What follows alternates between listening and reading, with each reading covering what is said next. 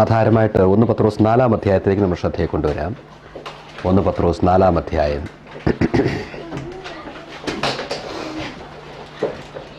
അതിൻ്റെ 10-11 വാക്യങ്ങൾ വായിക്കാം. 1 പത്രോസ് 4-ാം അധ്യായം 10-11 വാക്യങ്ങൾ. ഓരോരുത്തന് വരം ലഭിച്ചതുപോലെ വിവിധമായുള്ള ദൈവകൃപയുടെ നല്ല ഗ്രഹവിചാരകന്മാരായി അതിനെക്കൊണ്ട് അന്യോന്യം ശുശ്രൂഷിപ്പിൻ.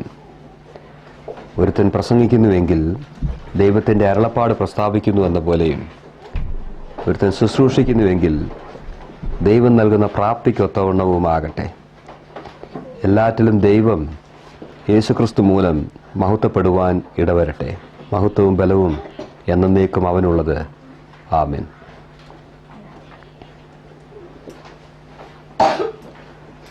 നമ്മൾ വായിക്കുമ്പോൾ നാം കാണുന്നത്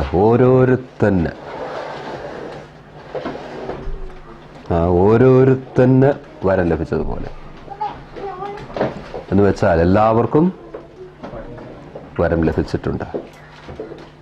ഇന്നലെ ഓർത്തതുപോലെ ആത്മീയ വരം ലഭിക്കാത്ത ആരുമില്ല.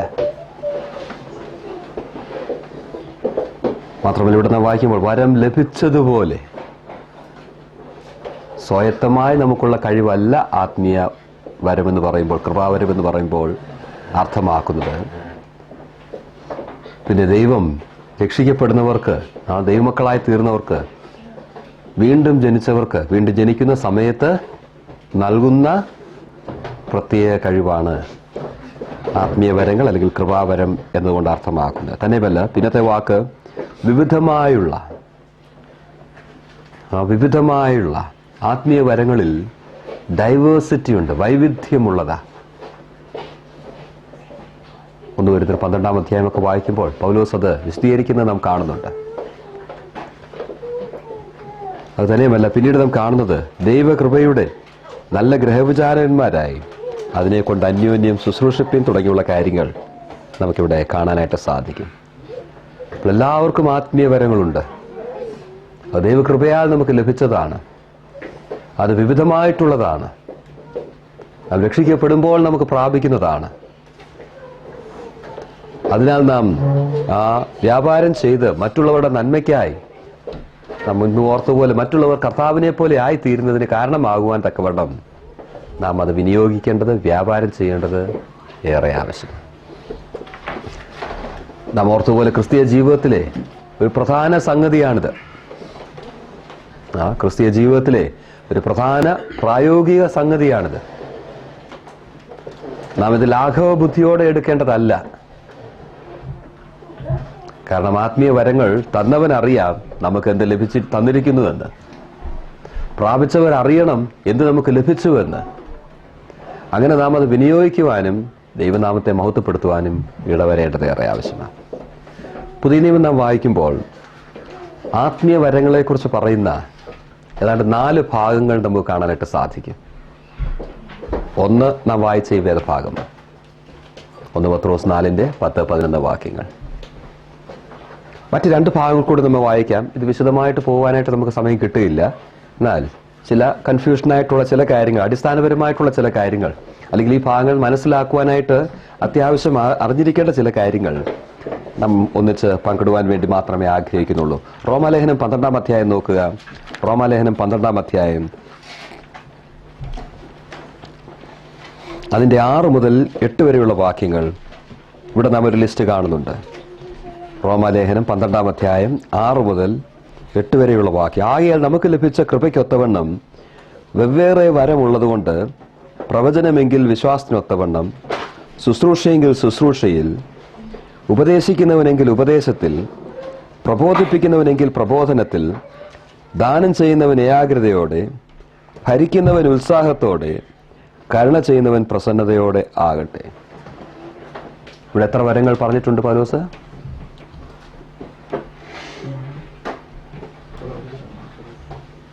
7.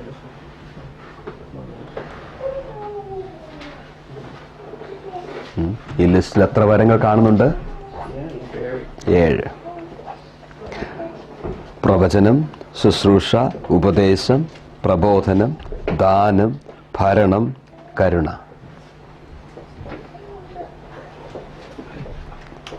രണ്ടാമത്തെ ഭാഗം 1 കൊരിന്ത്യർ 12 അധ്യായമാണ്. 1 കൊരിന്ത്യർ 12 അധ്യായം.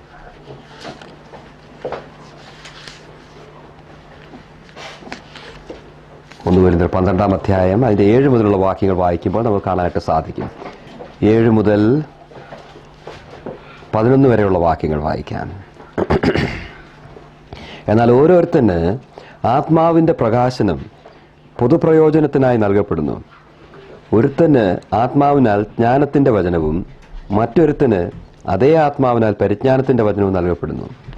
വേറൊരുത്തന് അതേ ആത്മാവിനാൽ വിശ്വാസം, മറ്റൊരുത്തന് അതേ ആത്മാവിനാൽ രോഗശാന്തികളുടെ വരം, മറ്റൊരുവന് വീര്യപ്രവർത്തികൾ, മറ്റൊരുവന് പ്രവചനം, മറ്റൊരുവന് ആത്മാക്കളുടെ വിവേചനം, വേറൊരുവന് പലവിധ ഭാഷകൾ, മറ്റൊരുവന് ഭാഷകളുടെ വ്യാഖ്യാനം. എന്നാൽ ഇതെല്ലാം പ്രവർത്തിക്കുന്നത് താൻ ഇച്ഛിക്കും പോലെ അവനവന് അതത് വരം പകുത്തു കൊടുക്കുന്ന ഒരേ ആത്മാവ് തന്നെ. ഇവിടെ എത്ര ഉണ്ട്?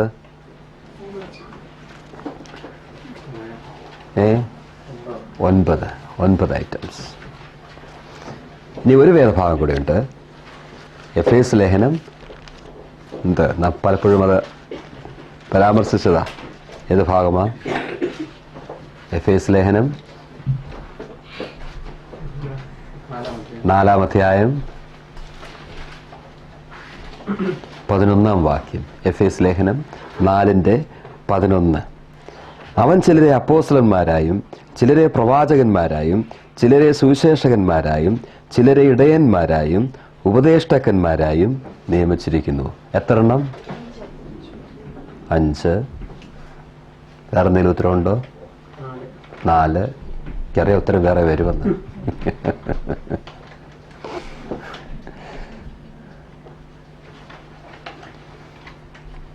5 എടുക്കുന്നവരുണ്ട്, 4 എടുക്കുന്നവരുമുണ്ട്. ഒന്നുകൂടെ വായിക്കാം നമുക്ക്.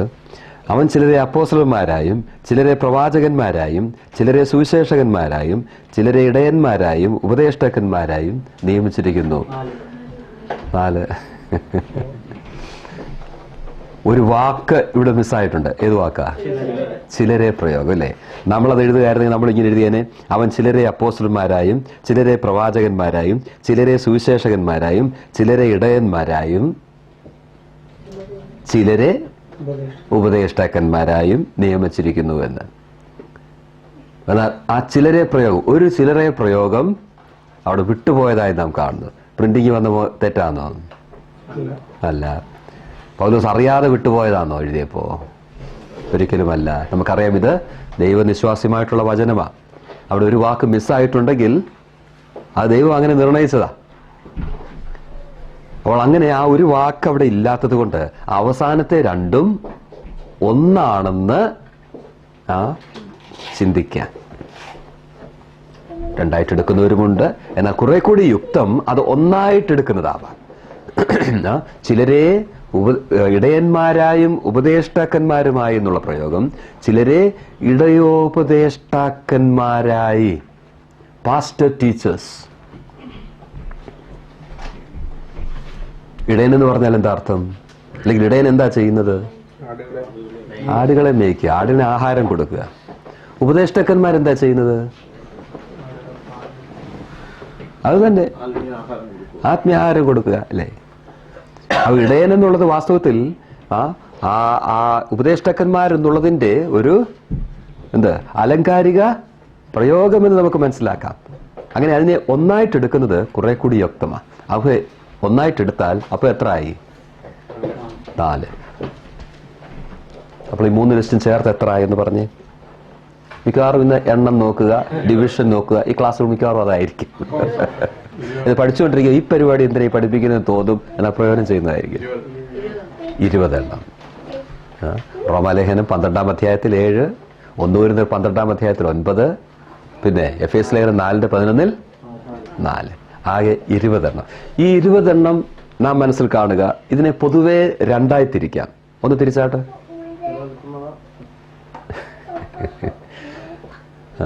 ഈ ലിസ്റ്റ് എല്ലാം നമ്മൾ വായിച്ച ലിസ്റ്റ് മുഴുവൻ ഒന്ന് മനസ്സിൽ കാണുക. എന്നിട്ട് അതങ്ങനെ മനസ്സിലൊന്ന് കണ്ടാൽ പൊതുവേ ഒന്ന് രണ്ടായിട്ട് തിരിക്കാൻ, ഒരു ബ്രോഡായിട്ടൊരു ഡിവിഷൻ ഉണ്ടാക്കാനായിട്ട് സാധിക്കും. വായിച്ച ഐറ്റംസ് എല്ലാം ഒന്ന് മനസ്സിൽ വരുത്തിയാൽ മതി. എന്താ നിന്ന് പോയത് ഇപ്പോഴുള്ള അതൊക്കെ പിന്നീട് വരാം. അതിനേക്കാളിലൊക്കെ വേറൊന്നുണ്ട്, അതിലേക്ക് പിന്നീട് വരാം. അടുത്ത ഡിവിഷൻ അത്. അതിന് മുമ്പ് ഒരു ഡിവിഷൻ നമുക്ക് പൊതുവേ ഇതിനകത്ത് വരുത്താനായിട്ട് നോക്കും.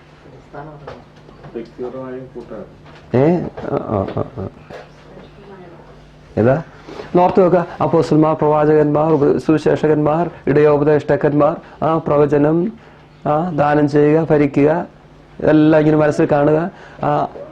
പരിജ്ഞാനത്തിന്റെ വരം, അതുപോലെ ജ്ഞാനവരം, വിശ്വാസം, അന്യഭാഷ, വ്യാഖ്യാനം, ഇതെല്ലാം മനസ്സിൽ കാണുക. എന്നിട്ട് രണ്ടായിട്ടൊന്ന് ഡിവൈഡ് ചെയ്ത്.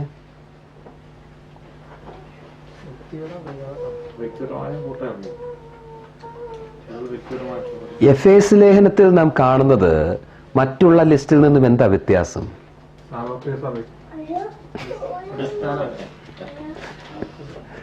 ശരിയാ, പക്ഷെ അതല്ല നമ്മളിപ്പോ കാണുന്നത്. എഫേസ് ലേഖനത്തിൽ നാം കാണുന്നത് വ്യക്തികളാ, അല്ലേ?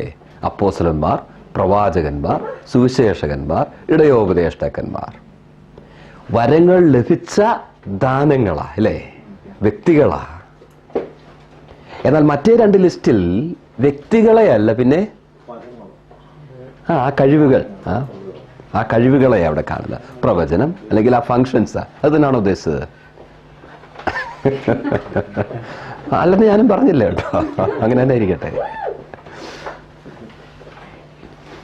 അപ്പൊ എഫേസ് ലേഖനത്തിൽ കാണുന്ന 4 ഒരു കൂട്ടം, പിന്നെ 1 കൊരിന്ത്യർ 12-ാം അധ്യായത്തിൽ ഇതും, റോമാലേഖനം 12-ാം അധ്യായത്തിൽ ഇതും ഒന്നിച്ച് വേറൊരു കൂട്ടം. അതാണ് ഞാൻ ബ്രോഡ് ഡിവിഷൻ എന്ന് പറഞ്ഞത്.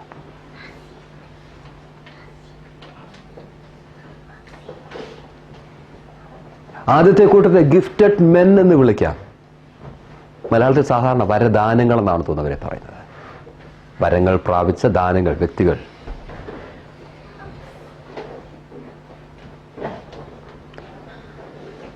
എന്നാൽ 1 കൊരിന്ത്യരിലേതും റോമാലേഖനത്തിലേതും വരങ്ങൾ. ആദ്യത്തേത് വരദാനങ്ങൾ, പിന്നത്തേത് വരങ്ങൾ. അതാണ് ബ്രോഡായിട്ടുള്ള ഡിവിഷൻ. ഇനിയും ഈ 2 ഡിവിഷനെയും നാം വീണ്ടും ഡിവൈഡ് ചെയ്യാനായിട്ട് ആവശ്യമുണ്ട്. ഈ 2 ഡിവിഷനും നാം വീണ്ടും ഡിവൈഡ് ചെയ്യാനായിട്ട് ആവശ്യമുണ്ട്. ആദ്യത്തേത് എടുക്കുക, 4 എണ്ണം. അപ്പോസ്തലന്മാർ, പ്രവാചകന്മാർ, സുവിശേഷകന്മാർ, ഇടയോപദേഷ്ടകന്മാർ. അതൊന്ന് 2ആയിട്ട് ഡിവൈഡ് ചെയ്തേ, അത് എളുപ്പമാണ്. അപ്പോസ്തലന്മാരും പ്രവാചകന്മാരും,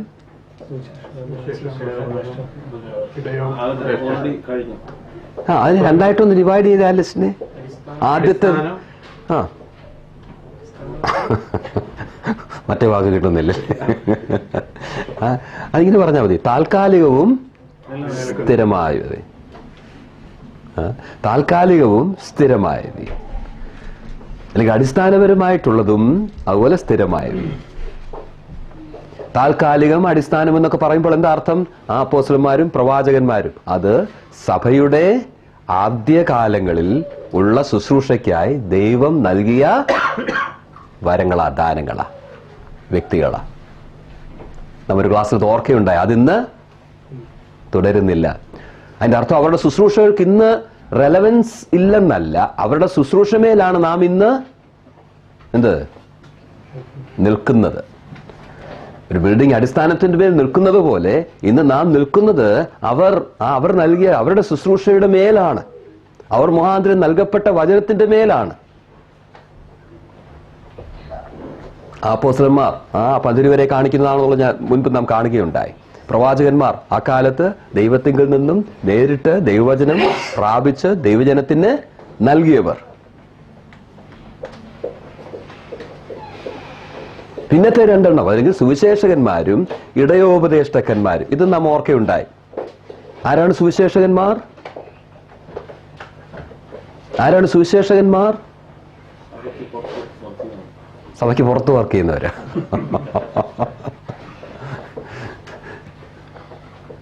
ആരാണ് സുവിശേഷകന്മാർ?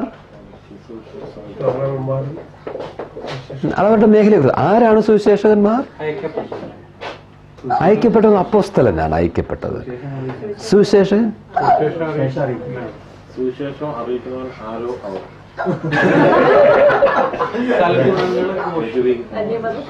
സുവിശേഷം അറിയിക്കേണ്ടത് എല്ലാ വിശ്വാസികളുടെ ഉത്തരവാദിത്തമാണ്. സുവിശേഷം അറിയിക്കേണ്ടത് എല്ലാ വിശ്വാസികളുടെയും ഉത്തരവാദിത്തമാണ്.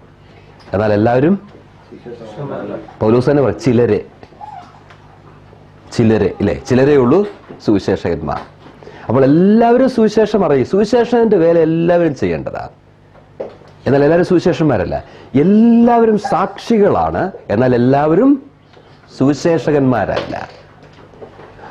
ആരാണ് സുവിശേഷകന്മാരെന്നുള്ളതിന്റെ ഉത്തരം, സുവിശേഷീകരണത്തിനായി പ്രത്യേക ഭാരവും കൃപയും വിളിയും കർത്താവ് നൽകി എഴുന്നേൽപ്പിച്ചിട്ടുള്ള വ്യക്തികളാണ്. അവരുടെ വാക്കുകളിൽ, അവരുടെ പ്രവർത്തനത്തിൽ, അവരുടെ പ്രാർത്ഥനയിൽ, അവരുടെ ആ പ്രവർത്തനത്തിന്റെ ഫലത്തിൽ ഇതൊക്കെ നമുക്ക് വ്യക്തമായി കാണാനായിട്ട് സാധിക്കും.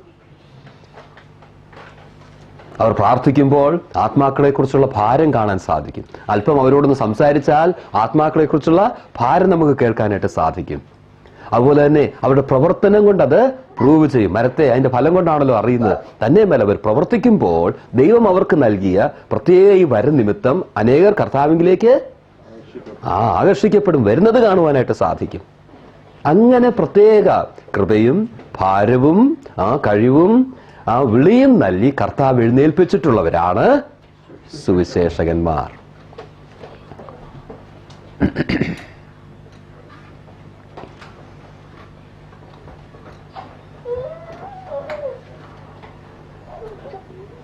പിന്നത്തത് ഇടയോപദേഷ്ടക്കന്മാർ.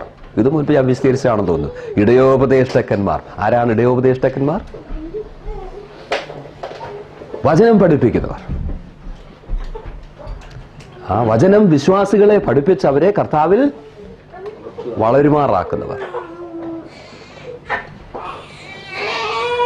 ഇങ്ങനെ പറയാം, സുവിശേഷകന്മാരുടെ ജോലി നടുന്ന ജോലി ആണെങ്കിൽ ഇടയോപദേഷ്ടക്കന്മാരുടെ ജോലി എന്താ?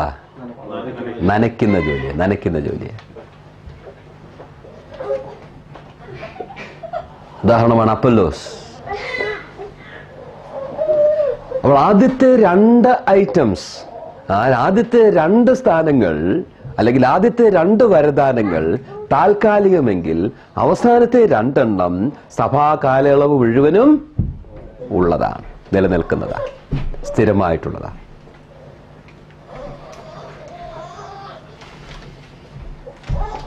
അപ്പോൾ അവിടെ വിടാം. ഇനി അടുത്ത ലിസ്റ്റിലേക്ക് വരാം. ഇനിയുള്ളത് വരങ്ങൾ എന്നുള്ള ലിസ്റ്റാ. ഓർക്കുന്നുണ്ടല്ലോ, വരങ്ങൾ. 1 കൊരിന്ത്യർ 12-ാം അധ്യായത്തിലേതും അതുപോലെ റോമാലേഖനം 12-ാം അധ്യായത്തിലേതും. അപ്പോൾ അതെത്രയുണ്ട് വരങ്ങൾ? ആ ദാനങ്ങൾ മാറ്റിയാൽ പിന്നുള്ളത് 16. അവയെ നാം നോക്കിയാലും പൊതുവെ 2ആയി തിരിക്കാൻ സാധിക്കും. അവയെ നാം നോക്കിയാലും പൊതുവെ 2ആയി തിരിക്കാൻ സാധിക്കും. ഒന്ന് പറയാമോ എങ്ങനെ തിരിക്കാമെന്ന്?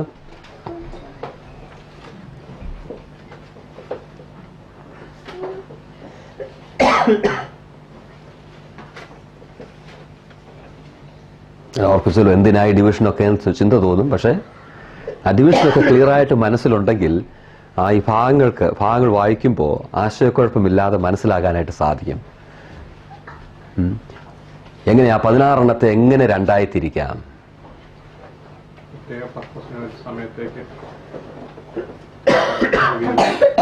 മുൻപ് നാം പറഞ്ഞതുപോലെ താൽക്കാലികവും സ്ഥിരവും. ഏതാണ് താൽക്കാലികം? 16 ഏതൊക്കെയാ താൽക്കാലികം, ഏതൊക്കെയാ സ്ഥിരം?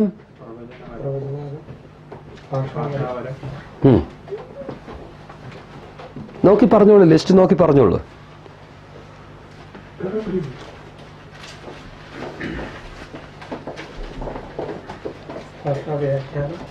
ഭാഷ, വ്യാഖ്യാനം,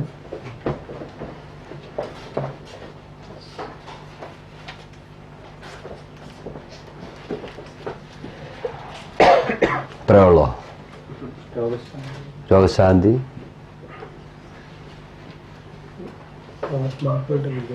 ആത്മാക്കളുടെ വിവേചനം,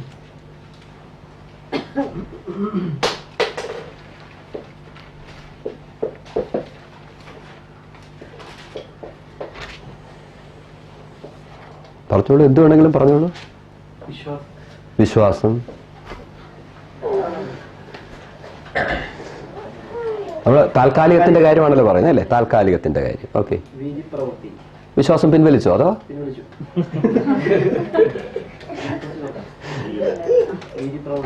പിൻവലിച്ചില്ല അല്ലയോ? ആ അതെ, ഇരിക്കട്ടോ നമുക്ക് പിന്നെ ചെയ്യാം. അതെ, പിന്നെ നീതിപ്രവൃത്തികളോ? വീര്യപ്രവൃത്തികൾ,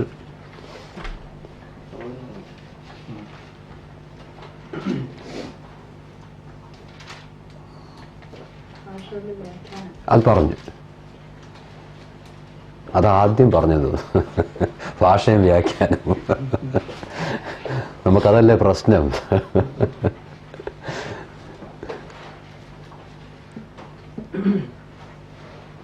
ഓർത്തിരിക്കാൻ ഏറ്റവും എളുപ്പമായിട്ട് നമുക്ക് ഡിവൈഡ് ചെയ്യാം. 1 കൊരിന്ത്യർ 12-ാം അധ്യായം 7 മുതൽ 11 വരെ കാണുന്ന 9 താൽക്കാലികം.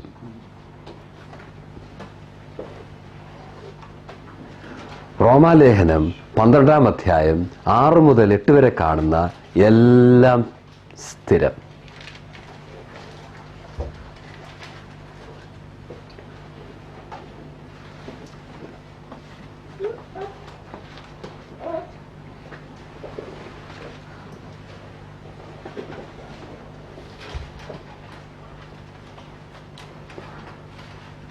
അപ്പൊ സംശയം തോന്നാം, 1 കൊരിന്ത്യർ 12-ാം അധ്യായത്തിൽ കാണുന്ന എല്ലാത്തിനെയും നമ്മൾ അങ്ങനെ താൽക്കാലികം എന്ന് പറഞ്ഞുകൊണ്ട് റൈറ്റ് ഓഫ് ചെയ്യാൻ ഒക്കുമോ? ഇല്ലേ? അതൊന്നൊന്നായിട്ട് നോക്കാം. ആദ്യത്തേത് എന്താ? ഒരുത്തന്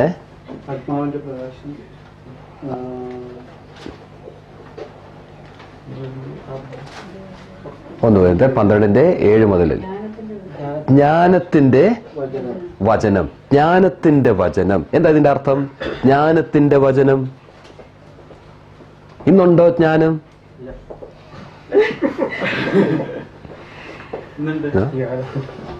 ഞാൻ പറയും, ഇവരത് നിന്നുപോയെന്ന് പറഞ്ഞു, ഇവർക്കൊന്നും ജ്ഞാനമില്ലെന്ന് ചിലർ നമ്മളെ കളിയാക്കി പറയാറുണ്ട്.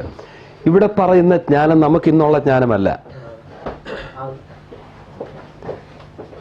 ഇവിടെ എന്നാ പറഞ്ഞ? ആർക്ക് കിട്ടിയെന്നാ പറഞ്ഞ? ഒരുത്തന് അല്ലേ? എങ്ങനെയാ പ്രയോഗം അല്ലേ? ഒരുത്തന്. എല്ലാവർക്കും ഉള്ള കാര്യമല്ല. ജ്ഞാനം എല്ലാവർക്കും ഉണ്ടല്ലേ? ജ്ഞാനം എല്ലാവർക്കും ഉണ്ട്. ഇവിടെ പറയുന്ന ജ്ഞാനം എല്ലാവർക്കുമുള്ള ജ്ഞാനത്തെ കുറിച്ചല്ല, പിന്നെ ഒരുത്തന്. ശരിയല്ലേ?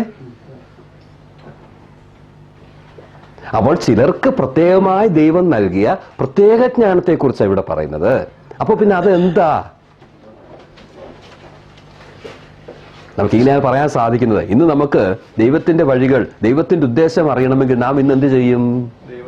വചനം വായിക്കും. അന്ന് ഈ വചനമില്ലായിരുന്നു. അപ്പൊ ദൈവജനത്തെ നടത്തുവാൻ, ദൈവജനത്തിന് ദൈവത്തിന്റെ കാര്യങ്ങൾ അറിയിക്കുവാൻ, ദൈവത്തിന്റെ ഹിതം അറിയിക്കുവാൻ, അവരെ ആ നിലയിൽ വഴി നടത്തുവാനായിട്ട് ദൈവം ചിലരെ ഏൽപ്പിച്ചിരുന്നു. അവർ ദൈവത്തിന്റെ വഴികൾ അവരോട് പറയും. അതിനുള്ള ജ്ഞാനം, പ്രത്യേക ജ്ഞാനം ദൈവം ചിലർക്ക് നൽകി. അതാണ് ഒരുത്തന് ജ്ഞാനത്തിന്റെ വചനം. ജ്ഞാനത്തിന്റെ വചനം എന്ന പ്രയോഗവും നോക്കുക. വചനമെന്ന് പറയുമ്പോ അത് പറയുവാൻ, കമ്മ്യൂണിക്കേറ്റ് ചെയ്യുവാനുള്ള കഴിവും, അറിയുവാനും അത് മറ്റുള്ളവർക്ക് കമ്മ്യൂണിക്കേറ്റ് ചെയ്യുവാനുമുള്ള അറിവ്. ഇന്നുള്ളതല്ലത്.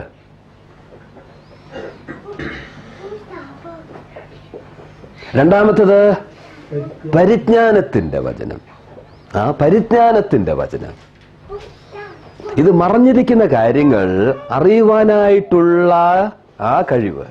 ഉദാഹരണം, പത്രോസ് അനന്യാസും സഫീറയും അവർക്കുള്ളത് വിറ്റ് നല്ലൊരു ഭാഗം മറച്ചു വെച്ച് ബാക്കിയുള്ള ഭാഗം കാൽക്കൽ കൊണ്ട് വെച്ചു. ഇത്രയേ ഉള്ളൂ എന്ന് ചോദിച്ചു. അവരെന്തുത്തരം പറഞ്ഞു? ഇത്രയേ ഉള്ളൂ. ഫോഷ്ക്ക് പറഞ്ഞില്ലേ? പരിശുദ്ധാത്മാവിനോട്, ദൈവത്തോട് നുണ പറഞ്ഞു. എങ്ങനെ പത്രോസ് അറിഞ്ഞു? എങ്ങനെ പത്രോസ് അറിഞ്ഞു ആ കാര്യം? പരിജ്ഞാനത്തെ. ഇന്നതില്ല. സഭയുടെ ആദ്യ കാലയളവിൽ ഉണ്ടായിരുന്ന ആ വരമാണത്. അത് ഇന്നില്ല.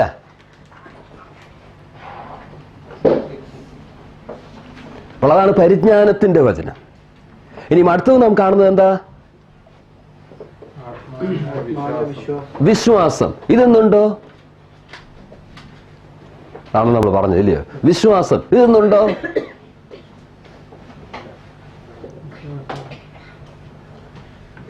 ഇവിടെയും പറയുന്ന വിശ്വാസം എല്ലാവർക്കുമുള്ള വിശ്വാസമല്ല. എന്താ? ഒരുത്തന്, വേറൊരുത്തന്.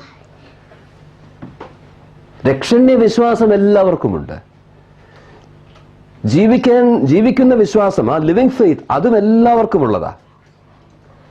എന്നാൽ ഇവിടെ പറയുന്ന വിശ്വാസം എന്ന് പറയുന്നത് എല്ലാവർക്കുമുള്ള വിശ്വാസമല്ല. പിന്നെ അതിന്റെ തുടർന്ന് പറയുന്ന ആ പ്രത്യേകമായിട്ടുള്ള കാര്യങ്ങൾ, ആ വീര്യപ്രവർത്തികൾ ചെയ്യുവാനായിട്ട് ഉള്ള പ്രത്യേക വിശ്വാസം, അല്ലെങ്കിൽ 13-ാം അധ്യായത്തിൽ നാം കാണുന്ന പോലെ മലകളെ നീക്കുവാനുള്ള വിശ്വാസം, അത്ഭുത ക്രിയകൾ ചെയ്യുവാനുള്ള പ്രത്യേക വിശ്വാസം, പൊതുവെ എല്ലാവർക്കുമുള്ള രക്ഷണ്യ ജീവിക്കുന്ന വിശ്വാസത്തെക്കുറിച്ചല്ല ഇവിടെ പറയുന്നത്. വേറൊരുവന്.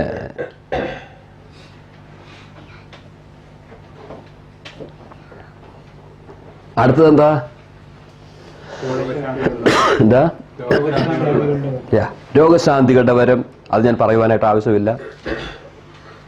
അതും തിരുവചനം നോക്കുമ്പോ ആരംഭകാലത്ത് തന്നെ നിന്ന് നാം കാണും. രോഗശാന്തി പല രീതിയിലുണ്ടാവാം. ഏതൊക്കെ രീതിയിലുണ്ടാവാം രോഗശാന്തി?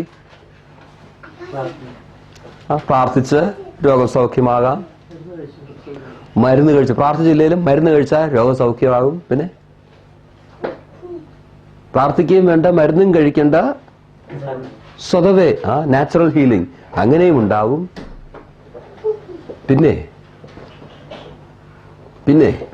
പിന്നുള്ളതാണ് ഇത്, വരത്താലുള്ള ആ രോഗശാന്തി.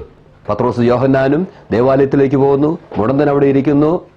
എന്തെങ്കിലും തരുവാൻ ചോദിച്ചു. അവൻ പറഞ്ഞു, ഞങ്ങൾക്ക് തരാനായിട്ടൊന്നുമില്ല, യേശുക്രിസ്തുവിന്റെ നാമത്തിൽ നടക്ക. അവിടെ പ്രാർത്ഥിച്ചൊന്നുമില്ല. പിന്നെ നിനക്ക് വിശ്വാസം ഉണ്ടോ എന്നും ചോദിച്ചില്ല. നീ ഇച്ചിരി മരുന്നുകൂടി എന്റെ കൂടെ എടുക്കണമെന്നൊന്നും പറഞ്ഞില്ല. പിന്നെ നടക്ക. അത് പത്രോസിന് ദൈവം നൽകിയിരുന്ന ആ പ്രത്യേക കഴിവിന്റെ പ്രയോഗമായിരുന്നു. അത് പൗലോസിനും ഉണ്ടായിരുന്നു. നമുക്ക് മനസ്സിലാക്കാൻ സാധിക്കുന്ന അപ്പോസ്തലിക കാലത്തിന്റെ അവസാനത്തിൽ തന്നെ ഇത് നിന്നുപോയെന്നാണ് നമുക്ക് മനസ്സിലാക്കാനായിട്ട് സാധിക്കുന്നത്. പൗലോസിനോടൊപ്പം വന്ന എപ്പഫ്രാദിത്തോസ് മരണത്തോളമായി പോയി. ത്രൊഫിമോസിനെ മിലേത്തോസിൽ രോഗിയായിട്ട് വിട്ടേച്ചു പോയി പൗലോസ്. തിമോത്തിയോസിനോട് പറഞ്ഞു, നിന്റെ വയറിന്റെ പ്രശ്നത്തിന് ഇച്ചിരി മരുന്നെടുക്കാം. മരുന്നറിയാമല്ലോ അല്ലേ? അജീർണതയ്ക്ക് വീഞ്ഞ് ഭക്ഷിക്കുവാനായിട്ട് പറയുന്നത് നമുക്ക് കാണാനായിട്ട് സാധിക്കുന്നുണ്ട്. ഞാൻ പറഞ്ഞത് അപ്പോസ്തലിക കാലത്തിന്റെ അവസാനം തന്നെ ആ രോഗശാന്തി വരം അത് നിന്ന് പോയെന്നാണ് നമുക്ക് മനസ്സിലാക്കാൻ സാധിക്കുന്നത്. അടുത്തതെന്താ? വീര്യപ്രവർത്തികൾ. രോഗശാന്തിയും വീര്യപ്രവർത്തിയാ. അതൊഴിച്ചുള്ള മറ്റുള്ള കാര്യങ്ങൾ. അടുത്തത് പ്രവചനം. അതും ദൈവത്തിൽ നിന്നും വചനം. ദൈവവചനം പൂർത്തിയാകാതിരുന്ന ആ നാളുകളിൽ ദൈവവചനം ജനത്തിന് നൽകുന്ന ശുശ്രൂഷ. പിന്നെ ആത്മാക്കളുടെ വിവേചനം. ഇന്ന് ഞാൻ പ്രസംഗിക്കുമ്പോ നിങ്ങളെല്ലാം കേട്ടുകൊണ്ടിരിക്കും, ഈ പറയുന്നത് ശരിയാണോ, തെറ്റെന്തെങ്കിലും പറഞ്ഞ നിങ്ങൾ എന്തോ ചെയ്യും? ഡിസ്കഷൻ വരും അല്ലേ? വേദപുസ്തകത്തിൽ നിന്ന് എടുത്തു കാണിക്കും. നാം കേട്ടുകൊണ്ടിരിക്കുമ്പോൾ നാം ചെയ്യുന്ന ഒരു കാര്യമുണ്ട്. ഇത് വചനത്തിന് നിരക്കുന്നതാണോന്ന് നാം പരിശോധിച്ചുകൊണ്ടിരിക്കുക അല്ലേ? നമ്മൾ ബോധവാന്മാരായിട്ട് ചെയ്യുന്നതാണോ അല്ല ഓട്ടോമാറ്റിക് ചെയ്ത വന്ന് തന്നെയാണെങ്കിലും ഈ പരിപാടി അകത്ത് നടന്നുകൊണ്ടിരിക്കുക. എന്തെങ്കിലും തെറ്റായി പറഞ്ഞാൽ നമുക്കറിയാം ഇത് വേറെ വഴിയാണെന്നുള്ളത്. ശരിയല്ലേ? നാം വചന ശുശ്രൂഷ കേൾക്കും, എപ്പോഴും ചെയ്യും. അത് ബെരോവക്കാർ ചെയ്തിരുന്നു. അപ്പോൾ വിവേചനം. ഇന്ന് നമുക്കത് ചെയ്യാം. അന്നുണ്ടായിരുന്ന വിശ്വാസികൾക്ക് വചനം അങ്ങനെയൊന്നും ഇല്ലായിരുന്നു. എന്നാൽ ദൈവം ചിലർക്ക് പ്രത്യേക കഴിവ് നൽകി. ആരെങ്കിലും വചനം സംസാരിക്കുമ്പോ ഇത് ദൈവത്തിന്റെ വെളിപ്പാടുകൾക്കൊത്തതാണോ അതോ മറ്റൊരാത്മാവിനാൽ ഇത് ചെയ്യുന്നതാണോ എന്ന് മനസ്സിലാക്കാനുള്ള ആ പ്രത്യേക കഴിവ്, ആ വിവേചനം, ഡിസേൺമെന്റ്, എബിലിറ്റി ടു ഡിസേൺ, അത് ചിലർക്ക് നൽകിയിരുന്നു. പിന്നെ പലവിധ ഭാഷകൾ. നാം പറയുന്ന പോലെ അന്യഭാഷകൾ. അത് ദൂതന്മാരുടെ ഭാഷയൊന്നും അല്ല. പിന്നെ ഭൂമിയിലുള്ള മനുഷിക ഭാഷകൾ തന്നെയാ. എന്നാൽ സ്വാഭാവികമായി നാം പഠിക്കുന്നതിന് വിരുദ്ധമായി ദൈവത്തിന്റെ ആ പ്രത്യേക കഴിവ്, ആത്മാവിന്റെ പ്രത്യേക കഴിവ് നിമിത്തം ആ നാച്ചുറലായിട്ടുള്ള ആ പഠനമില്ലാതെ തന്നെ പെട്ടെന്ന് ഒരു മാനുഷിക ഭാഷ പഠിക്കുവാൻ, പറയുവാൻ ഉള്ള ആ കഴിവ്.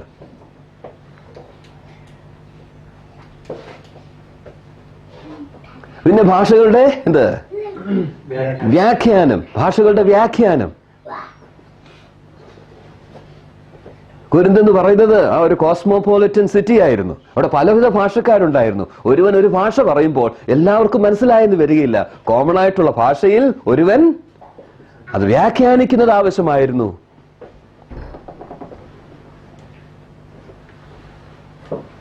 ഈ ഒൻപതും താൽക്കാലികമാണ്. ഈ ഒൻപതും താൽക്കാലികമാണ്. അങ്ങനെ അങ്ങ് പറയാൻ നോക്കുമോ? ഒൻപതും താൽക്കാലികം. എന്തുകൊണ്ട് നാം ഒൻപതും താൽക്കാലികമെന്ന് പറയുന്നു? ഈ ഒൻപതും താൽക്കാലികമെന്ന് നാം എന്ത് പറയുന്നു? എന്തുകൊണ്ട് പറയുന്നു? ബ്രദറുകാര് അങ്ങനെ പഠിപ്പിക്കുന്നത് കൊണ്ട് ഞങ്ങൾ പറയുന്നു എന്ന് പറയാൻ നോക്കുമോ? അതിലേക്ക് നാം വരാനായിട്ട് വീണ്ടും ഒന്ന് ഡിവൈഡ് ചെയ്യണം. ഞാൻ പറഞ്ഞല്ലോ, ഇന്ന് മിക്കവാറും എല്ലാം ഡിവിഷൻ ആയിരിക്കും. ആ 9 എണ്ണത്തെ വീണ്ടും നാം ഡിവൈഡ് ചെയ്യുക.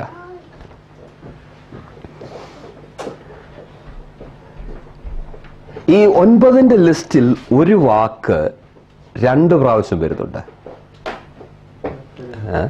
ഈ 9ന്റെ ലിസ്റ്റിൽ ഒരു വാക്ക് 2 പ്രാവശ്യം വരുന്നുണ്ട്. മലയാളത്തിൽ നോക്കിയാൽ ഒന്ന് മനസ്സിലാകുമത് അല്പം. വേറൊരുവന് പ്രയോഗം.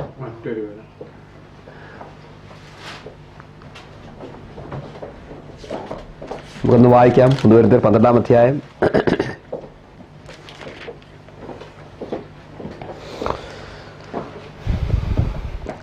ആരംഭിക്കുന്നത്, ഒരുത്തന് ആത്മാവിനാൽ ജ്ഞാനത്തിന്റെ വചനം, മറ്റൊരുത്തന് അതേ ആത്മാവിനാൽ പരിജ്ഞാനത്തിന്റെ വചനം. അടുത്ത വാക്ക് നോക്കുക, എന്താ?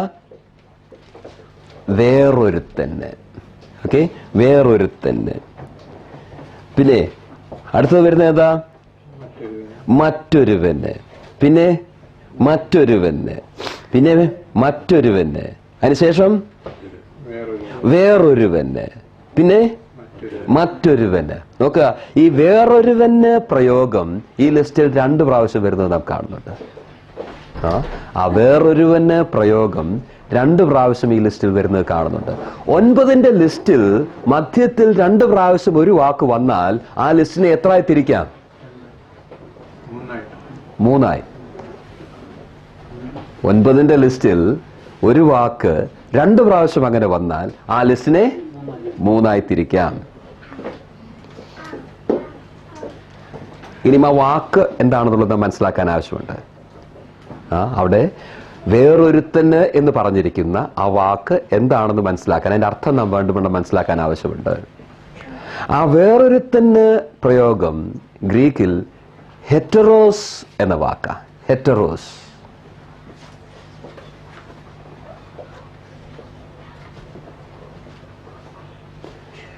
സമാന അർത്ഥങ്ങളുള്ള 2 വാക്കുകളുണ്ട്. ഒന്ന് അലോസ്, മറ്റത് ഹെറ്ററോസ്. ഈ ഗ്രീക്ക് വാക്ക് മറന്നുപോയാലും സാരമില്ല, എന്നാൽ അർത്ഥം ഓർത്തിരിക്കണം. ഒന്ന് അലോസ്, മറ്റത് ഹെറ്ററോസ്. അർത്ഥം ഏതാണ്ട് ഒരുപോലെയാ, പക്ഷെ അല്പ വ്യത്യാസമുണ്ട്. അലോസ് എന്ന് പറയുമ്പോൾ different of the same kind, വ്യത്യസ്തമായത് എന്നാൽ അതേ തരത്തിൽപ്പെട്ടത്, അതേ തരത്തിൽപ്പെട്ട വ്യത്യസ്തമായത്. ഹെറ്ററോസ് എന്ന് പറഞ്ഞാൽ different of a different kind, വേറൊരു തരത്തിൽപ്പെട്ട വ്യത്യസ്തമായത്. ഇതിന് ഉദാഹരണം എടുക്കാം. 3 കൊട്ട എടുക്കുക, 3 ബാസ്ക്കറ്റ്. ഒന്നിൽ അരി നിറയ്ക്കുന്നു, മറ്റതിൽ മണൽ നിറയ്ക്കുന്നു, മൂന്നാമത്തതിൽ പഞ്ചസാര നിറയ്ക്കുന്നു. ഈ 3 കൊട്ടയിലുമുള്ള സാധനവുമായിട്ട് എന്തെങ്കിലും ബന്ധമുണ്ടോ? ഉണ്ടോ? ഒരു ബന്ധവുമില്ല. മണലും പഞ്ചസാരയും തമ്മിൽ ഒരു ബന്ധവുമില്ല. അരിയും മറ്റു സാധനങ്ങളുമായിട്ട് ഒരു ബന്ധവുമില്ല. 3 തരത്തിൽപ്പെട്ടതാ. 3 കേവലം വ്യത്യാസമുണ്ടെന്നല്ല, പിന്നെ മൂന്നും മൂന്ന് തരത്തിൽപ്പെട്ടതാ.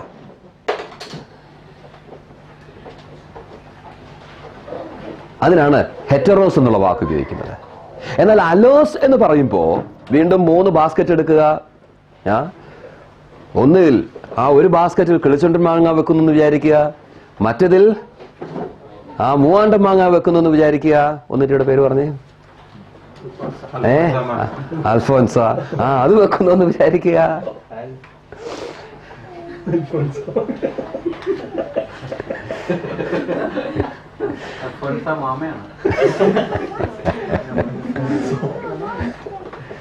മൂന്നും എന്താ? മാങ്ങയാ. എല്ലാം ഒന്നാണോ? അല്ല, വ്യത്യാസമുള്ളതാണ്, പക്ഷേ ഒരേ തരത്തിൽപ്പെട്ടതാ. അതിനുപയോഗിക്കുന്ന വാക്കാണ് അല്ലോസ് എന്നുള്ള വാക്ക്. വ്യത്യസ്തമായത് എന്നാൽ ഒരേ തരത്തിൽപ്പെട്ടത്. എന്നാൽ ഹെറ്ററോസ് എന്നത് വ്യത്യസ്തമായത്, വ്യത്യസ്തമായിട്ടുള്ള തരത്തിൽപ്പെട്ടത്. ഞാൻ ഓർപ്പിച്ചു, ഇവിടെ ഈ വാക്ക് വരുന്നുണ്ട്, വേറൊരുത്തന് പ്രയോഗം. ആ വേറൊരുത്തന് പ്രയോഗം 9-ാം വാക്യത്തിന്റെ ആരംഭത്തിലും അതുപോലെ 10-ാം വാക്യത്തിന്റെ മധ്യത്തിലും ഈ ഭാഗത്ത് വരുന്ന ഈ പ്രയോഗങ്ങൾ ഹെറ്ററോസ് എന്നുള്ള പ്രയോഗമാണ് നാം കാണുന്നത്. ഹെറ്ററോസ് എന്ന പ്രയോഗം, ആ ഹെറ്ററോസ് പ്രയോഗം ആ 9 എണ്ണത്തിനെ 3ആയി ഡിവൈഡ് ചെയ്തതാ. ആദ്യത്തേത് 2ഉം അവസാനത്തേത് 2ഉം മധ്യത്തിലെ ബാക്കി എത്ര ഉണ്ട്? ആദ്യത്തേത് 2ഉം ഒരു കൂട്ടം അല്ലെങ്കിൽ ഒരു ബാസ്ക്കറ്റിൽ, അവസാനത്തെ 2 എണ്ണം മറ്റൊരു ബാസ്ക്കറ്റിൽ, നടുക്കത്തെ ബാസ്ക്കറ്റിൽ 5 എണ്ണം. അപ്പൊ നമ്മൾ എന്താ പറഞ്ഞുകൊണ്ടിരുന്നത്? മാങ്ങ 3ആയിട്ട് ഡിവൈഡ് ചെയ്തു. ഈ 9ന്റെ ഡിവിഷൻ മനസ്സിലായല്ലോ. ആദ്യത്തേത് 2ഉം, രണ്ടാമത്തേത് 5, അവസാനത്തെ 2. ആദ്യത്തെ 2 ജ്ഞാനവരങ്ങളാ. പിന്നത്തത് വിശ്വാസവരങ്ങൾ എന്ന് വിളിക്കാം. അവസാനത്തത് ഭാഷാവരങ്ങൾ എന്ന് വിളിക്കാം. 3 കൊട്ടയ്ക്ക് വിടുന്ന പേരാ.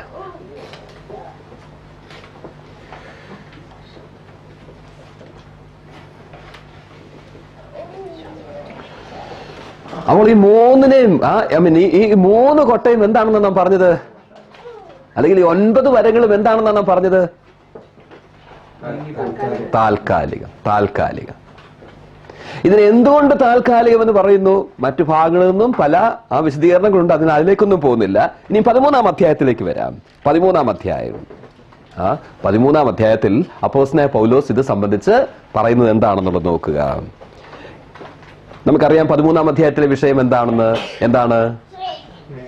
സ്നേഹം. അല്ലെങ്കിൽ ഈ വരങ്ങൾ ഉപയോഗിക്കേണ്ടതിനുള്ള മാർഗത്തെക്കുറിച്ച്, സ്നേഹത്തിന്റെ മാർഗത്തെക്കുറിച്ച് പൗലോസ് പറയുക 13-ാം അധ്യായത്തിൽ. അത് പറഞ്ഞ കൂട്ടത്തിലാണ് 8-ാം വാക്യത്തിൽ താൻ പറയുന്നു, സ്നേഹം ഒരു നാളും ഉതിർന്നു പോകുകയില്ല. സ്നേഹം ഒരു നാളും ഉതിർന്നു പോകുകയില്ല എന്ന് പറഞ്ഞപ്പോൾ മാറിപ്പോകുന്ന ചിലതിനെ കുറിച്ച് താൻ പറയാൻ ഒരുപ്പെടുകയാണ്. താൻ എന്താണ് അവിടെ പറയുന്നത് നോക്കുക. 8-ാം വാക്യം, പ്രവചനവരമോ അത് നീങ്ങിപ്പോകും, ഭാഷാവരമോ അത് നിന്നു പോകും, ജ്ഞാനമോ അത് നീങ്ങിപ്പോകും.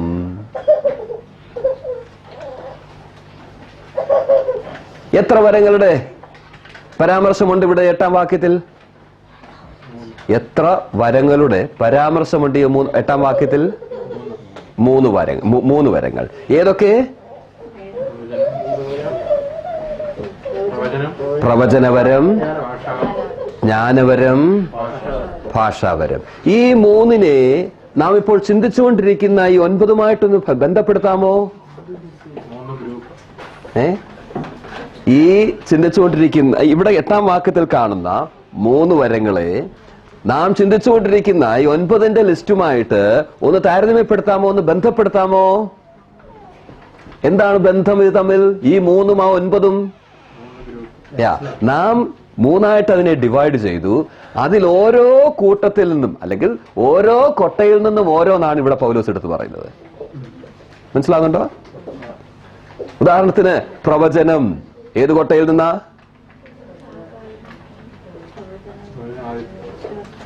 ആദ്യത്തേതായിരുന്നു?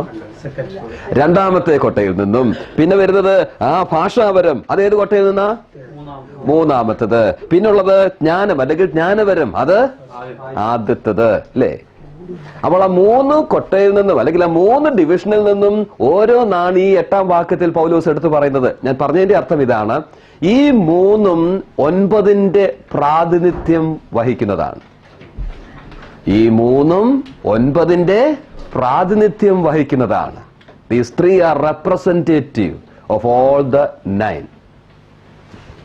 ഇത് പറയാനായിട്ട് ആ 3 ഡിവിഷൻ നമ്മൾ നോക്കിയത്. ഇത് ഈ 3 എണ്ണം ഈ 9ന്റെ റെപ്രസെന്റേഷൻ വഹിക്കുന്നതാണെങ്കിൽ, ഈ 3 എണ്ണം 9ന്റെ പ്രാതിനിധ്യം വഹിക്കുന്നതാണെങ്കിൽ, ഇവിടെ 3നെ കുറിച്ച് എന്ത് പറഞ്ഞിരിക്കുന്നുവോ അത് 9നെ സംബന്ധിച്ചിടത്തോളവും ബാധകമാണ്.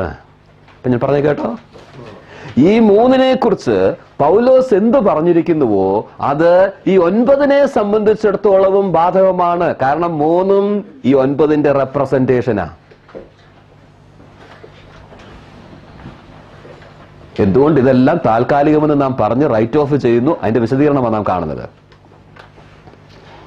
ഇനിയും വരിക, ഈ 3നെ കുറിച്ച് പൗലോസ് എന്താ പറയുന്നത് നോക്കുക. എന്താ പൗലോസ് പറയുന്നത്? ഈ 3ന് എന്ത് പറ്റും, അല്ലെങ്കിൽ ഈ 3ന് എന്ത് പറ്റും എന്ന് പറയുമ്പോ ഈ 9ന് എന്ത് പറ്റും എന്നുള്ള കാര്യമാണ് നാം നോക്കുന്നത്. എന്ത് പറ്റും പറഞ്ഞാട്ട്? പ്രവചനപരമോ അത് നീങ്ങിപ്പോകും, ഭാഷാപരമോ അത് നിന്നുപോകും, ജ്ഞാനമോ അത് നീങ്ങിപ്പോകും.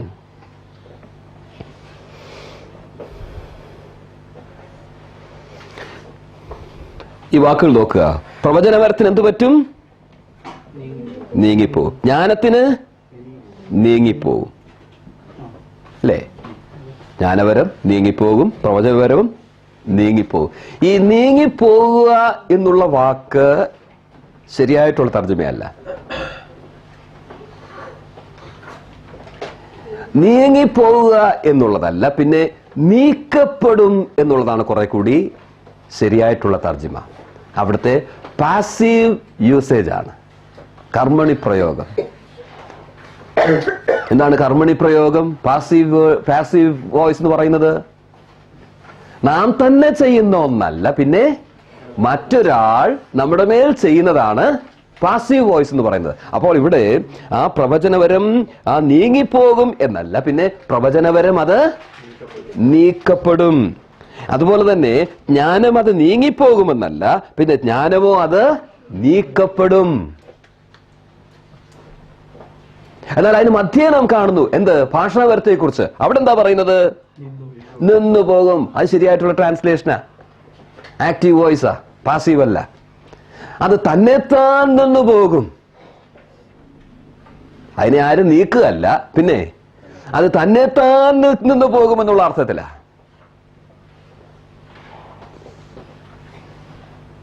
അപ്പോൾ പ്രവചനപരവും ജ്ഞാനപരവും നീക്കപ്പെടും, ഭാഷാപരം നിന്നു പോകും, തന്നെത്താൻ നിന്നു പോകും. ഇനി അടുത്ത വാക്യത്തിലേക്ക് വരുമ്പോൾ പൗലോസ് പറയുന്നുണ്ട് ഇത് എപ്പോ സംഭവിക്കുമെന്നുള്ളത്. എപ്പോ സംഭവിക്കും? നോക്കൂ, 9-ാം വാക്യം മുഴുവൻ നാം വായിക്കാം. അംശമായി മാത്രം നാം അറിയുന്നു, അംശമായി മാത്രം പ്രവചിക്കുന്നു, പൂർണ്ണമായത് വരുമ്പോഴോ അംശമായത് നീങ്ങിപ്പോകും. ഏതൊക്കെയാ അംശമായിട്ടുള്ളത്? പറഞ്ഞാട്ട്, ഏതൊക്കെയാ അംശമായിട്ടുള്ളത്? ഭാഷാപരം, പ്രവചനപരം, ജ്ഞാനം. വീണ്ടും പറയുക, ഏതൊക്കെയാ അംശമായിട്ടുള്ളത്? ജ്ഞാനപരം, ഭാഷാപരം. പൗലോസ് എന്താ പറയുന്നതെന്നുള്ളത് പറഞ്ഞാൽ മതി. അങ്ങനെയാണോ പറയുന്നത്? 9-ാം വാക്യം വീണ്ടും വായിച്ചേ. അംശമായി മാത്രം നാം അറിയുന്നു, അംശമായി മാത്രം നാം പ്രവചിക്കുന്നു, പൂർണ്ണമായത് വരുമ്പോഴോ അംശമായത് നീങ്ങിപ്പോകും. എന്താണ് അംശമായത് എന്നുള്ളതിന്റെ ഉത്തരം എന്താ? ജ്ഞാനവും പ്രവചനവും. വ്യക്തമാണോ? അതൊന്നും അല്ലെന്നോ? 9-ാം വാക്യം വീണ്ടും വായിച്ചാൽ മതി. അംശമായി മാത്രം നാം അറിയുന്നു. അറിയുന്നു എന്ന് പറയുമ്പോ എന്തിനെ കുറിക്കുന്നതാ? ജ്ഞാനം അല്ലേ? അംശമായി മാത്രം നാം അറിയുന്നു. അപ്പോ ജ്ഞാനം അംശമാ. പിന്നെ പറയുന്നത് അംശമായി മാത്രം പ്രവചിക്കുന്നു. അപ്പൊ പ്രവചനവും അംശമാ. എന്നിട്ട് പൗലോസ് പറയുക, പൂർണ്ണമായത് വരുമ്പോഴോ അംശമായത് നീങ്ങിപ്പോവും. അപ്പോൾ എന്തൊക്കെ നീങ്ങിപ്പോകും? ജ്ഞാനപരവും പ്രവചനപരവും. നാം ആദ്യം ഓർത്തു, ഇതിന് രണ്ടിനും പൗലോസ് 8-ാം വാക്യത്തിൽ ഉപയോഗിച്ച വാക്ക് പാസീവ് വോയിസ് ആണ്. അത് തന്നെത്താനങ്ങ് നീങ്ങിപ്പോകുമെന്നല്ല, പിന്നെ നീക്കപ്പെടും. ആ നീക്കപ്പെടും. പ്രവചനപരവും ജ്ഞാനപരവും അത് നീക്കപ്പെടും. എന്താണ് ഇത് നീക്കാനായിട്ട് പോകുന്നത്? എന്തു വന്ന് നീക്കും? പൂർണ്ണമായത് ഞാൻ വരുമ്പോഴോ, പൂർണ്ണമായത് വരുമ്പോഴോ. ഇനിയും എന്താണ് ഈ പൂർണ്ണമായത് വരുമ്പോഴോ എന്ന് പറയുമ്പോൾ അർത്ഥമാക്കുന്നത്? പൂർണ്ണമായത് വരുമ്പോഴോ വേദപുസ്തകം അതോ കർത്താവ് വരുന്ന കാര്യമാണോ? അല്ലെന്ന് എങ്ങനെ പറയാം? ബ്രദറുകാരെങ്ങനെ പഠിപ്പിക്കുന്നു എന്നാണോ? എന്താ? അവൻ എന്നുള്ള അർത്ഥത്തിലല്ല, പൂർണ്ണമായത്. ആ കർത്താവിന്റെ വരവായിരുന്നെങ്കിൽ എങ്ങനെ എഴുതണമായിരുന്നു? പൂർണ്ണമായവൻ അല്ലേ?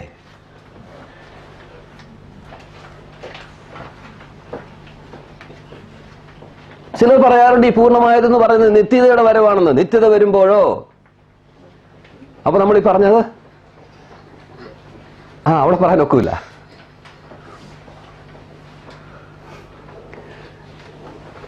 എങ്ങനെ വിശദീകരിക്കാം?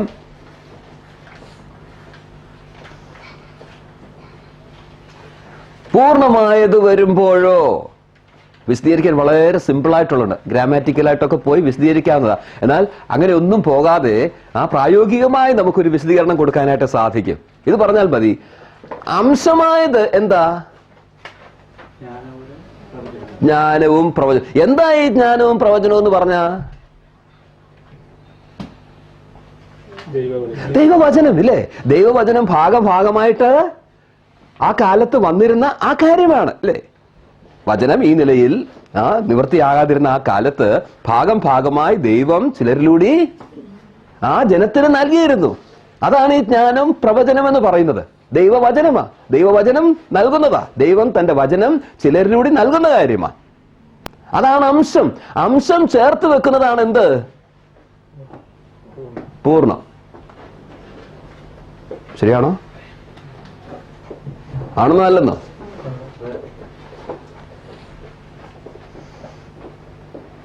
ഇനി ഒരു കേക്ക് ഒത്തിരി കട്ട് ചെയ്ത് എല്ലാം ഓരോരോ ഭാഗമാ. എന്നിട്ട് തിന്നാതെല്ലാം തിരിച്ചു വെക്കുകയാണെന്ന് വിചാരിക്കുക. എല്ലാം തിരിച്ചു വെക്കുമ്പോൾ ഭാഗങ്ങൾ ചേർത്ത് എല്ലാം അതാതിന്റെ സ്ഥാനത്ത് വെച്ച് എല്ലാം അറേഞ്ച് ചെയ്ത് കഴിയുമ്പോൾ എന്താകും? പൂർണ്ണം. അംശമുണ്ട്, പൂർണ്ണമുണ്ട്. അപ്പോൾ ഈ പ്രവചനവും ജ്ഞാനവുമാണ് അംശം. അത് ചേർത്ത് വന്നതാണ് എന്ത്? പൂർണ്ണം. അത് ചേർത്ത് വന്നതിനെയാണ് നാം എന്ത് വിളിക്കുന്നത്? ദൈവവചനം എന്ന് വിളിക്കുന്നത്. അപ്പോൾ ഈ പൂർണ്ണമായത് എന്നുള്ളത് അംശത്തിന്റെ പൂർണ്ണതയാ. അംശത്തിന്റെ പൂർണ്ണതയെങ്കിൽ പ്രവചനത്തിന്റെയും ജ്ഞാനത്തിന്റെയും പൂർണ്ണതയാ. ആ പ്രവചനത്തിന്റെയും ജ്ഞാനത്തിന്റെയും പൂർണ്ണത എന്ന് പറയുന്നത് ദൈവവചനത്തിന്റെ പൂർണ്ണതയാ, മറ്റൊന്നിന്റെ പൂർണ്ണതയല്ല. കർത്താവിന്റെ വരവിനെ കുറിച്ചല്ല, നിത്യതയുടെ ആവിർഭാവത്തെ കുറിച്ചല്ല, വചനത്തിന്റെ പൂർണ്ണതയാ.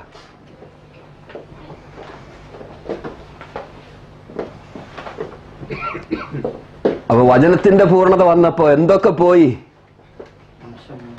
അംശമായത് പോയി. എന്ന് വെച്ചാ ജ്ഞാനവും പ്രവചനവും. ജ്ഞാനവും പ്രവചനവും നീക്കപ്പെട്ടു. ജ്ഞാനവും പ്രവചനവും എന്ന് പറയുമ്പോ 9 എത്രണ്ണം പോയി? ഓർത്തല്ലോ, പ്രാതിനിധ്യം വഹിക്കുന്നതായത്. ആ 9 എത്രണ്ണം പോയി? 2 കൊട്ട, 7 പോയി. ആദ്യത്തതും രണ്ടാമത്തതും. പിന്നെ ശേഷിക്കുന്നത് ഏത്? അതിനെന്നാ പറ്റി? ഓർത്തു, അവിടെ ഉപയോഗിച്ചിരിക്കുന്ന വാക്ക് നിന്നു പോകും. എന്നാൽ എന്ന് വെച്ചാ തന്നെത്താൻ നിന്നു പോകും. തന്നെത്താൻ നിന്നു പോകും. നമ്മൾ സാധാരണ അന്യഭാഷയെ കുറിച്ചൊക്കെ പറയുമ്പോൾ പൂർണ്ണമായത് വരുമ്പോ അത് നിന്നുപോയി എന്നൊക്കെ നമ്മൾ പറയാറുണ്ട്. വേദപുസ്തകത്തിൽ അങ്ങനെ ഇല്ല. പൂർണ്ണമായത് വരുമ്പോൾ നിന്നു പോകുന്നത് ജ്ഞാനവും പ്രവചനവുമാണ്. അന്യഭാഷയെക്കുറിച്ച് പൗലോസ് അങ്ങനെ പറയുന്നില്ല. 8-ാം വാക്യത്തിൽ 3-ന്റെയും കാര്യം പറഞ്ഞെങ്കിൽ 9-ാം വാക്യത്തിൽ 2 വരങ്ങളെ താൻ പറയുന്നുള്ളൂ. പതിനെട്ട് പറയാത്തതൊന്നും പറയാൻ ഇടവരരുത്. പൂർണ്ണമായത് വരുമ്പോൾ നിന്നു പോകുമെന്ന് പറയുന്നത് ആ ജ്ഞാനവും പ്രവചനവും, അല്ലെങ്കിൽ ഈ ജ്ഞാനവും പ്രവചനവും ഏതെല്ലാം വരങ്ങളെ 9-ന്റെ ലിസ്റ്റിൽ ഏതെല്ലാം വരങ്ങളെ റെപ്രസെന്റ് ചെയ്യുന്നുവോ അവയുടെ കാര്യമാ, ആ 7 വരങ്ങളുടെ കാര്യമാ. ആ അവസാനത്തെ 2 എണ്ണം അല്ലെങ്കിൽ ഭാഷാവരവും അതിന്റെ വ്യാഖ്യാനവും വീണ്ടും ശേഷിക്കുന്നു, ഇല്ലേ? അതിനെക്കുറിച്ച് 9-ാം വാക്യത്തിൽ പൗലോസ് ഒന്നും പറയുന്നില്ല. എന്നാൽ 8-ാം വാക്യത്തിൽ അതിനെക്കുറിച്ച് താൻ എന്ത് പറഞ്ഞു? ഭാഷാവരമോ അത് നിന്നു പോകും. ഓർപ്പിച്ചു, നിന്നു പോകുമെന്ന് പറഞ്ഞാൽ അത് തനിയേ നിന്നു പോകും. അത് തനിയേ നിന്നു പോകും. എപ്പോ നിന്നുപോയി? എപ്പോ നിന്നുപോയി? നമുക്ക് മനസ്സിലാക്കാൻ സാധിക്കുന്നത് പൂർണ്ണമായത് വരുന്നതിന് മുൻപേ അത് നിന്നുപോയി. പൂർണ്ണമായത് വരുന്നതിന് മുൻപേ തന്നെ അത് നിന്നുപോയി.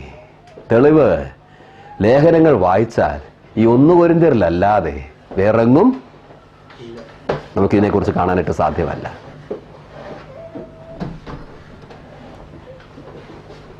ഈ 1 കൊരിന്ത്യർ എന്ന് പറയുന്നത് ആദ്യം എഴുതപ്പെട്ട ലേഖനങ്ങൾ പെട്ട അന്ന് അതുണ്ടായിരുന്നു. 14-ാം അധ്യായമൊക്കെ വായിക്കുമ്പോൾ വിലക്കരുത്, നമ്മൾ ഒരു ക്ലാസ്സിൽ അത് ആരും എടുത്ത് കാണിക്കുകയുണ്ടായി. വിലക്കരുത് എന്നൊരു കാര്യങ്ങളൊക്കെ നാം കാണുന്നുണ്ട്. ആ സമയത്ത് അത് ഉണ്ടായിരുന്ന സമയമാണ്. എന്നാൽ എഫേസ് ലേഖനം എഴുതുമ്പോ, റോമാലേഖനം എഴുതുമ്പോൾ അത് ഇല്ല, അത് നിന്നുപോയി. അപ്പോൾ പൂർണ്ണമായത് വരുന്നതിന് മുൻപേ അത് നിന്നുപോയി. മറ്റേത് രണ്ടും പൂർണ്ണമായത് വന്നപ്പോൾ അത് നിന്നുപോയി, വചനം പൂർത്തിയായപ്പോൾ അത് നിന്നുപോയി. ഇതുകൊണ്ടാണ് ഈ 9ഉം എന്തെന്ന് നാം വിളിക്കുന്നത്? താൽക്കാലികം.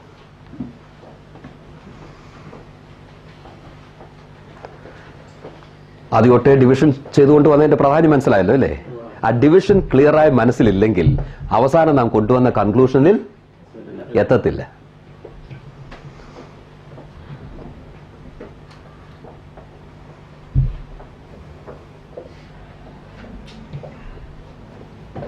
ഇനി സ്ഥിരമായിട്ടുള്ളതാണ് റോമാലേഖന്റെ സമയം കഴിഞ്ഞു, അല്ലേ? 5 മിനിറ്റോടെയോളം തോന്നുന്നു. 5 മിനിറ്റോടെ നിർത്താം. റോമാലേഖനം 12-ാം അധ്യായത്തിലാണ് നമുക്ക് സ്ഥിരമായിട്ടുള്ളത് കാണാനായിട്ട് സാധിക്കുന്നത്.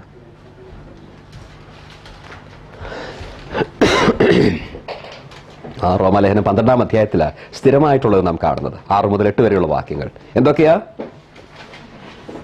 പ്രവചനം, ശുശ്രൂഷ, ഉപദേശം, പ്രബോധനം, ദാനം ചെയ്യുക, ഭരിക്കുക, കരുണ ചെയ്യുക. കഴിഞ്ഞ ഒരു ക്ലാസ്സിൽ നാം ഓർക്കുകയുണ്ടായി, ഇവിടെയും പ്രവചനം നാം കാണുന്നു. 1 കൊരിന്ത്യർ 12-ാം അധ്യായത്തിലെ പ്രവചനം താൽക്കാലികം എന്നുള്ള നിലയിൽ നാം എടുത്തുവെങ്കിലും ഇവിടുത്തെ പ്രവചനം സ്ഥിരം എന്നുള്ള നിലയിൽ എടുക്കുന്നതായിരിക്കും ഉത്തമം. കാരണം ഓർക്കുന്നുണ്ടായിരുന്നെങ്കിലും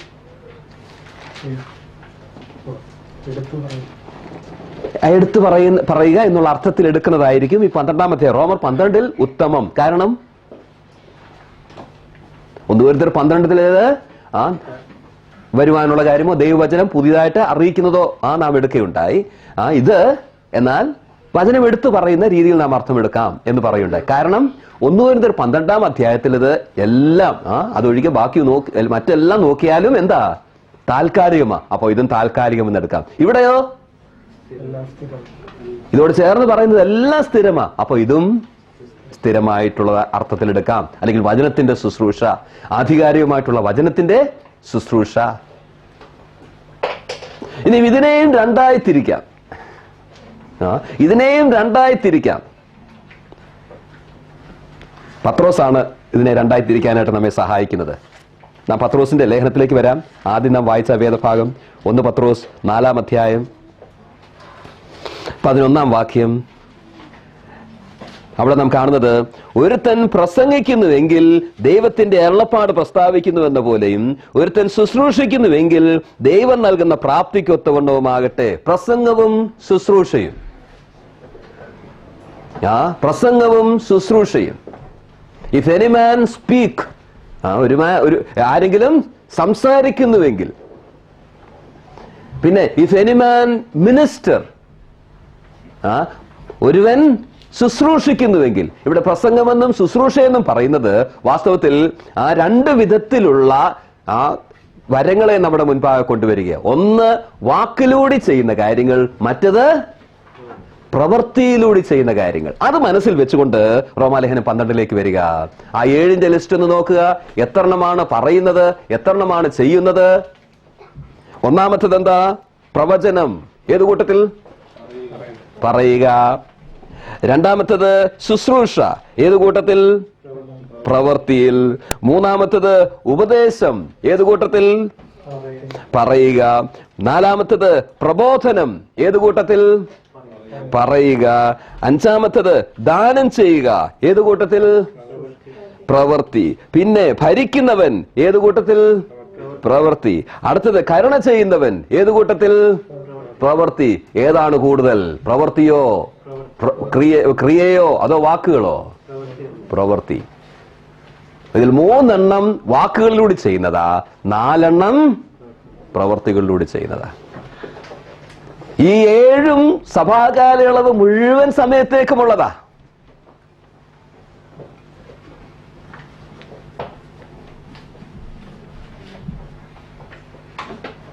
ഇതിനെയും ഓർപ്പിച്ചതുപോലെ നാം സാധാരണ വരങ്ങളെക്കുറിച്ചും ശുശ്രൂഷയെക്കുറിച്ചും ഒക്കെ ഓർക്കുമ്പോ പറയുന്ന കാര്യം, പഠിപ്പിക്കുന്ന കാര്യം, പ്രസംഗിക്കുന്ന കാര്യം ഒക്കെ ചിന്തിക്കുകയുള്ളൂ. ഇല്ല, അതിനേക്കാൾ അധികം ചെയ്യുവാനുള്ളതാ. ഞാൻ മുൻപ് പറഞ്ഞതുപോലെ നാം അറിയണം നമുക്കെന്താണ് ഇതിൽ തന്നിരിക്കുന്ന ഭാഗമെന്ന്, നാം എന്താണ് ലഭിച്ചിരിക്കുന്നതെന്ന് നാം മനസ്സിലാക്കി അത് ചെയ്യുന്നതിൽ ഏറെ ശുഷ്കാന്തിയുള്ളവരായിരിക്കേണ്ടതിന്റെ ആവശ്യകതയുണ്ട്. കാരണം നമുക്ക് തന്ന വരങ്ങൾ ചുമ്മാതെ തന്നതല്ല. പിന്നെ ദൈവസഭയുടെ മറ്റു വിശ്വാസികളുടെ നാം 1 കൊരിന്ത്യർ 12-ാം അധ്യായത്തിൽ വായിച്ചതിൽ പൊതുപ്രയോജനത്തിനായി 1 കൊരിന്ത്യർ 14-ാം അധ്യായത്തിൽ ആത്മീയ വർധനയ്ക്കായി, മറ്റുള്ളവരുടെ ആത്മീയ വർധനയ്ക്കായി. എനിക്ക് ലഭിച്ചിരിക്കുന്ന വരങ്ങൾ മറ്റുള്ളവരുടെ ഗുണത്തിനായിട്ടാ. നിങ്ങൾക്ക് ലഭിച്ചിരിക്കുന്ന വരങ്ങൾ മറ്റുള്ളവരുടെ ഗുണത്തിനായിട്ടാ. അത് നാം ചെയ്യാതെ പോയാൽ അതെത്രയോ അവിശ്വസ്തതയാണ്. അതുകൊണ്ട് എന്താണ് നമ്മുടെ വരങ്ങൾ എന്നുള്ളത് നാം മനസ്സിലാക്കണം. ചിലപ്പോൾ മറ്റുള്ളവരെ പ്രബോധിപ്പിച്ച പേഴ്സണലായിട്ട് എൻകറേജ് ചെയ്യാനാവാം, ചിലപ്പോൾ ദാനം ചെയ്യാനാവാം, മറ്റുള്ളവരെ കരുണ ചെയ്യാനാവാം, ഭരിക്കുവാനാവാം. പല വിധത്തിലുള്ള വരങ്ങളുണ്ട്. എന്താണ് നമുക്ക് ലഭിച്ചിരിക്കുന്നത് നാം മനസ്സിലാക്കി അത് ചെയ്യുവാൻ ആവശ്യമുണ്ട്. എങ്ങനെ അറിയാം എന്താ ലഭിച്ചിരിക്കുന്നതെന്ന്? ഇന്നലെ 3 വാക്കുകൾ ഞാൻ പറഞ്ഞു. ഫെർവർ,